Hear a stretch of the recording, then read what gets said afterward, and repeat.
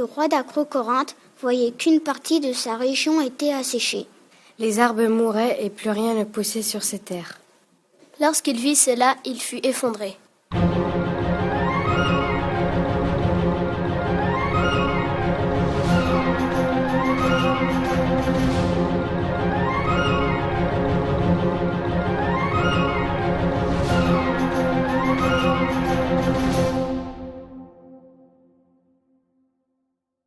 Il entendit une personne venir vers lui en lui disant que l'autre partie de sa région était inondée.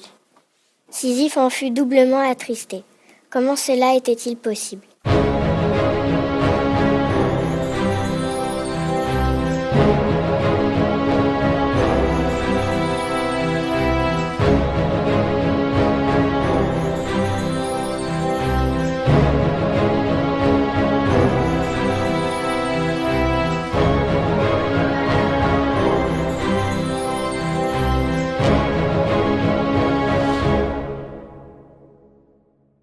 Il alla tout de suite voir Asopos, le dieu fleuve, qu'il soupçonnait être à l'origine de ce malheur.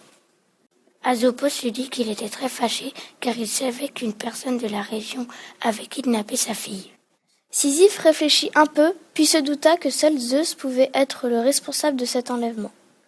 Il le dit à Asopos qui alla immédiatement chercher sa fille chez le dieu des dieux. Zeus, qui était très fâché d'avoir dû rendre sa fille au dieu fleuve Asopos, demanda à Thanatos, le génie de la mort, d'aller tuer Sisyphe pour l'avoir trahi.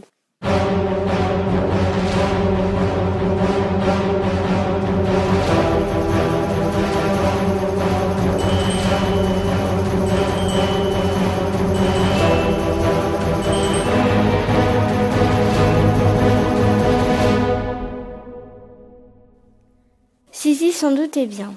Aussi il installa un piège devant son palais. Thanatos mit à peine un pied devant la porte du palais qu'un filet le captura, puis Sisyphe le mit dans un cachot.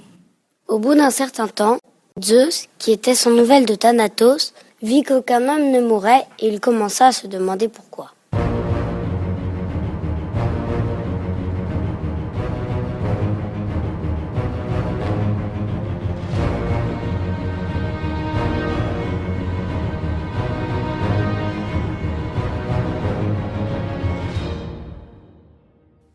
Il envoya donc Arès voir s'il allait bien. En un rien de temps, Thanatos fut libéré.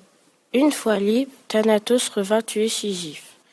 Mais avant de mourir, Sisyphe dit à sa femme de ne surtout pas pleurer ni de faire d'enterrement.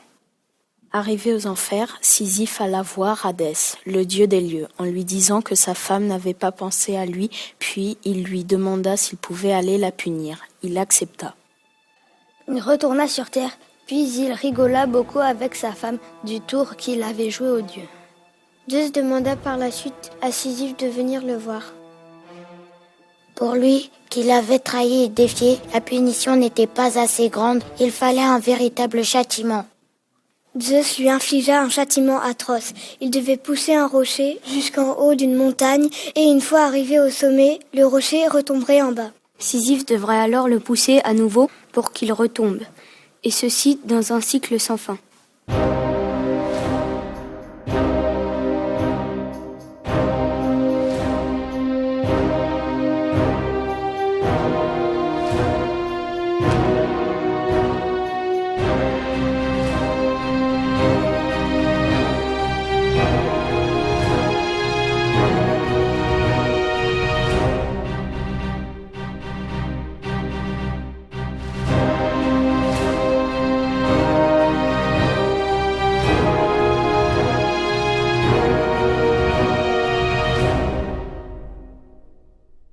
C'est ainsi que se termine l'histoire de Sisyphe.